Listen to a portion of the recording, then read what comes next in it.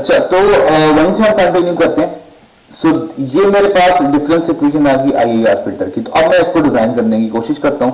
So this is my input x1 of n, this is the output y1 of n। Input को साथ मैंने coefficients हैं b0, b1 और b2। तो अगर मैं इनपुट x1 को देखूं तो उसके अंदर मेरे पास दो डिलेज आ रहे हैं, xn-1 और xn-2। तो मैंने क्या किया, सबसे पहले इनपुट ली, उसमें डिले दिया, तो ये हो गई x ऑफ n-1। फिर मैंने इसको दोबारा लिया, एक और डिले दिया, it will give me x of n-2। So we have two inputs. एक इनपुट में x ऑफ n-1 आ गया, x ऑफ n-2 हो गया। ये किसके साथ मल्टीप्लाई हो रहे हैं बेटा, देखो b0, b1 और b2 के साथ। तो ये मैंने इसको सबसे पहले मल्टीप्लाई किया b0 के साथ, और यहां पे मैंने एक समर लगा दिया और ये इसमें ऐड हो गया। इसी तरह मैंने इसको मल्टीप्लाई करवाया b1 के साथ, ठीक हो गया। यहां पे मैंने एक और समर लगाया और इसको मैंने मल्टीप्लाई करा दिया b2 के साथ। तो ये इनपुट का मैंने स्ट्रक्चर बना दिया। आई होप ये बड़ा आसान सा है।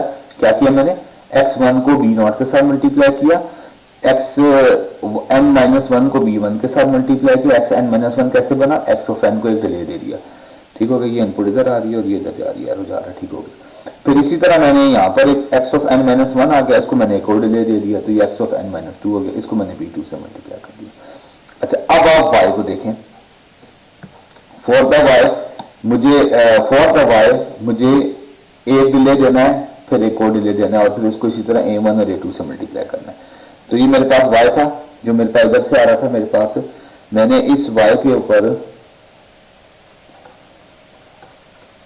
एक डिले दिया, it will give me y of n-1। इसी तरह मैंने इस y को एक और डिले दिया, it will give me y of n-2।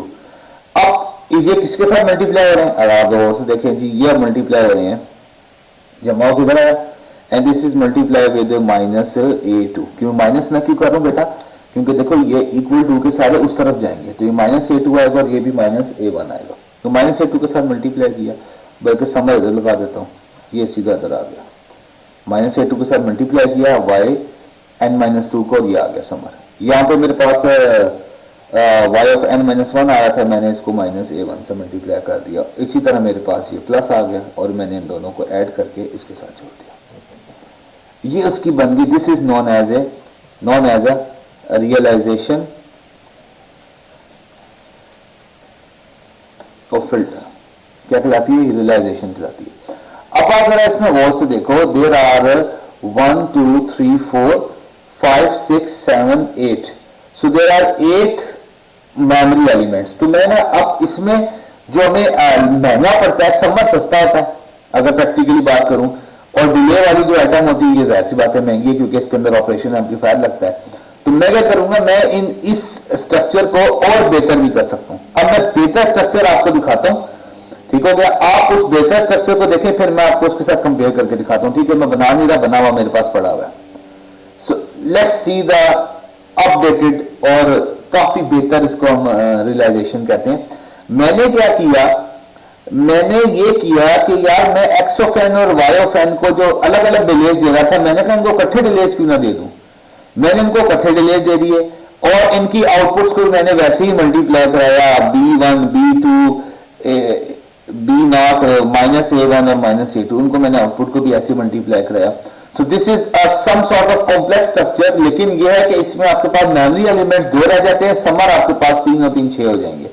At the end of the day computation complexity 8 ही होगी, लेकिन मेमोरी एलिमेंट्स आपके जो यहां पर आपके पास 4 थे 1 2 3 4, वो कम होकर कितने रह गए, आपके पास मेमोरी एलिमेंट्स सिर्फ 2 रह जाते हैं। तो it's up you to your desire कि आप इसको यूज करना चाहते हैं कि नहीं करना चाहते। इसमें कोई बड़ी नई बात नहीं है। अगर आप करना चाहते हैं तो आप बेशक वो करना, नहीं तो आप इसको भी यूज कर सकते हैं। लेकिन मेरा जो इसमें क्रक्स है लेक्चर का, वो खाली ये था, वो ये चीज थी कि अगर आपने एक सेम स्पेसिफिकेशन का फिल्टर डिजाइन किया है जो कि आपको सेम डिजायर्ड आउटपुट देता है, for the FIR you have the computation complexity of 47 and for the IIR you have the computation complexity of only 18। अच्छा, इसमें मल्टीप्लीकेशन 4 5 हो रहे हैं, ठीक हो गया। सो 18 की कंप्यूटेशन कॉम्प्लेक्सिटी है। तो अब आप देख लो 18 multiply by 2 36 and 36 multiply by plus 18, तो 3 टाइम्स आपकी कॉम्प्लेक्सिटी इसमें अप्रॉक्सीमेट 3 टाइम कॉम्प्लेक्सिटी ज्यादा है और इसी कॉम्प्लेक्सिटी उतनी कम है। तो आप जाहिर सी बात है फिर IER को रिकमेंड करोगे ना कि मैं इसको इंप्लीमेंट करता हूं। तो this is the major crux of the lecture कि आपने इसमें सीखा ये कि FIR और IER के बारे में आपको समझ तो आ गई होता है क्या, लेकिन आपको ये पता चल गया कि FIR और IER जो है उनमें से जो ज्यादा कंप्यूटेशन कॉम्प्लेक्स है वो कौन सा है। Okay, now the major thing जो कि हम इसमें करना जा रहे हैं that is the filter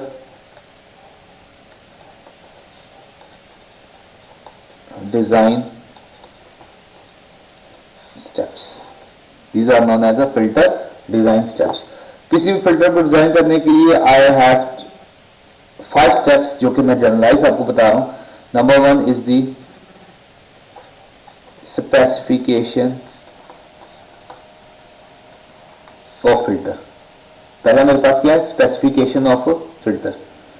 number 2 is the calculation of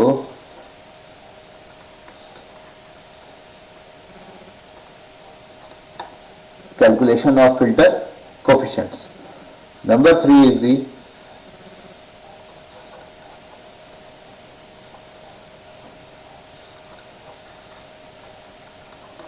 realization of filter.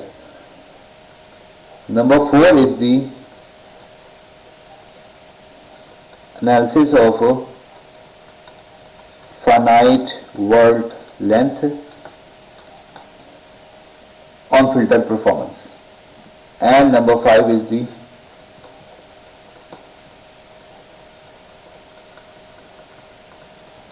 implementation आप हार्डवेयर में करना चाहो या बेशक सॉफ्टवेयर में करना चाहो, तो ये आपसे डिपेंड करती है कि हम इसमें से कौन सा यूज करेंगे।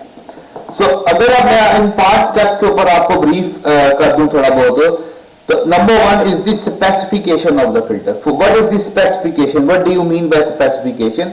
Specification means what type of signal characteristics इसके अंदर क्या क्या है। फॉर एग्जाम्पल सिग्नल जो है वो आपका डाटा है, कोई उसकी विड्थ बैंड विड्थ है, कोई इंटरफेस है, उसका इनपुट आउटपुट इंटरफेस है, तो मुझे सिग्नल की टाइप का पता होना चाहिए क्या है जिसको मैंने क्या कहते हैं उस फिल्टर में से गुजारना है। फिर उसके बाद characteristics of the filter. Characteristics of filter में कि आपको फिल्टर का डिजायर्ड रिस्पांस क्या चाहिए, आपको फिल्टर का फेज रिस्पांस करना चाहिए, उसका टॉलरेंस क्या हो, उसकी स्पीड ऑफ ऑपरेशन क्या हो, उसके मोड्स ऑफ फिल्टरिंग क्या हो, रियल टाइम हो या बैच हो, मतलब जो भी होना चाहिए। फिर आपका स्पेसिफिकेशन में अगली चीज आती है कि आपका जो इंप्लीमेंटेशन प्रोसेसर है वो किस तरह का हो। फिर उसके बाद आपके पास आ जाती है कि आपके फिल्टर की स्टॉप बैंड डेविएशन क्या हो, पीक बैंड डेविएशन क्या हो, पास बैंड क्या हो फिल्टर का, स्टॉप बैंड क्या हो, लो पास फिल्टर हमें डिजाइन करना है, हाई पास करना है, बैंड पास करना है, बैंड स्टॉप करना है। तो means these are the specification of the filter. For example मैं आपको एग्जांपल के तौर पे बता देता हूँ कि मैं कहता हूँ कि I have to design a band pass filter which going to be meet the following specification. What are the following specification? मैं कहता हूँ उसकी पास बैंड की ये रेंज है, ट्रांजिशन बिट उसकी ये है, उसकी स्टॉप बैंड डेविएशन ये है, उसकी पास बैंड डेविएशन ये है। तो अगर मैं आपको सारे पैरामीटर्स दूंगा then you are able to design the filter जो कि उसकी इन स्पेसिफिकेशंस के ऊपर काम करेगा।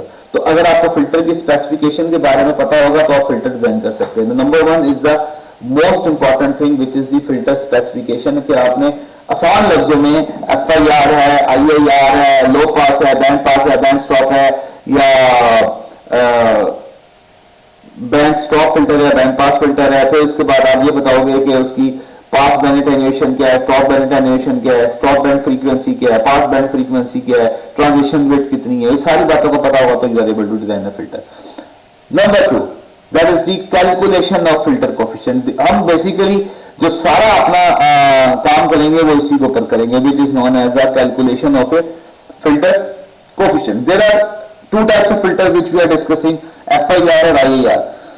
तो मैं आपको ये करूंगा कि मैं इसके अंदर आपको FIR और IIR में मैं आपको कम से कम 3 मेथड बताऊंगा, ठीक हो गया, डिटेल में। जो first method is the FIR के लिए वो होगा window method. For the FIR the second method is frequency sampling method, और तीसरा जो फिल्टर डिजाइन करने के लिए मेथड बताऊंगा that is known as an optimal method. So FIR अगर आप डिजाइन करना चाहते हो तो we are going to use these three method. इनमें सबसे ज्यादा जो मेथड यूज होता है वो विंडो मेथड यूज होता है। Similarly in the IIR we are also using the same three methods, वैसे तीन से ज्यादा है लेकिन हम तीन ही यूज करेंगे। उसमें मैं आपको इंपल्स इनवेरिएंट मेथड जिसको मैं IIM कहता हूं, फिर मैं आपको बायोलीनियर ट्रांसफॉर्मेशन मेथड पढ़ाऊंगा, and the last one is the pole zero placement method. तो मैं आपको तीन मेथड इसमें भी दूंगा। तो इसी तरह FIR और IIR के लिए मैं आपको बताऊंगा how we are going to calculate the coefficients. ये कौन से कोफिशिएंट्स की बात कर रहा है बेटा, ये इन कोफिशिएंट्स की बात कर रहा है, ये वाले A B0 B1 B2 A0 A1 A2, how we are going to calculate these coefficient. तो वो वाले कोफिशिएंट की कैलकुलेशन के लिए मैं आपको मेथड दूंगा कि मैं किस मेथड के साथ किसको यूज करूंगा, कौन सा मेथड इसके अंदर मैं अप्लाई करूंगा, विंडो करूंगा, IIM करूंगा, जो भी करते हैं जिसके लिए। तो इसके ऊपर हमारा पूरा एक एक लेक्चर होगा, मतलब विंडो मेथड पे एक लेक्चर होगा, इन तीनों पे भी एक पूरा एक लेक्चर होगा। तो मतलब हमें अच्छा खासा काम है जो उसके अंदर हमें डिजाइन के लिए इसको करना पड़ता है। The third step which is known as a realization of the filter. तो मैं आपको इसके अंदर सिर्फ एक रियलाइजेशन के ऊपर हम बात करेंगे, दैट इज द ट्रांसवर्सल या डायरेक्ट फॉर्म जिसको रियलाइजेशन कहते हैं। ठीक हो गया, जैसा कि मैंने आपको ये अभी बना के दिखाई थी, this is known as a direct realization. मैं बस इसी के ऊपर फोकस करूंगा, मैं यही वाली आपको रियलाइजेशन सारी की सारी बना के दिखाऊंगा। मैं इसके अंदर वैसे बहुत सी टाइप होती है, कैस्केड फॉर्म भी होती है, पैरेलल फॉर्म भी होती है, फ्रीक्वेंसी सैंपलिंग भी होती है, फास्ट कन्वोल्यूशन होती है, लैटिस होती है, लेकिन मैं सिर्फ और सिर्फ आपको जिसके ऊपर डिस्कस करूंगा वो रियलाइजेशन ऑफ फिल्टर में वो होगी direct form realization. Okay, so the next two steps which are known as analysis of finite world length on filter performance or the hardware या software implementation. So we are not discussing these two steps क्योंकि ये सारे के सारे जो steps हैं this is used for the practical implementation, तो हम यहाँ पे फिलहाल नहीं कर रहे हैं, तो इस वजह से मैं फोर्थ स्टेप को नहीं देख रहा बिल्कुल भी। सो आपके जो मैंने असाइनमेंट दी हुई है वो भी इसी से रेलिवेंट है कि जी आपने फिल्टर को स्पेसिफिकेशंस आपको दी हुई है, आपने उसके कोफिशिएंट्स को कंपेयर करना है और FIR फिल्टर डिजाइन करना है, उसकी रियलाइजेशन बनानी है और आखिर में उसकी इंप्लीमेंटेशन कर देनी है। तो ये बेसिकली डिजाइन स्टेप्स हैं किसी भी फिल्टर को डिजाइन करने के लिए। अगर आपको ये सारे स्टेप्स के बारे में इंफॉर्मेशन होगी तो आप एक अच्छे तरीके से बेहतर फिल्टर डिजाइन कर सकते हैं।